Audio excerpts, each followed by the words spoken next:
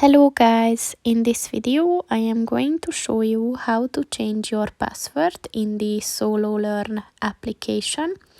But first I just want to mention, don't forget to subscribe to my channel, because at 10,000 subscribers I am going to show you my whole YouTube revenue statistics and growth strategy, as well as how to make money online. Let's jump into it. First of all, open the application on your phone. Then click on the three dots at the top of the page on the right. And then click on the settings button.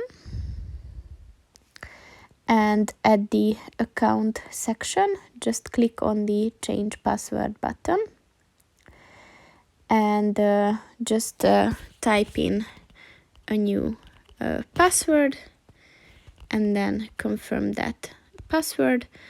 And just click on the done button and your new password is set. So that's pretty much it for this video, guys. See you in the next one. Goodbye.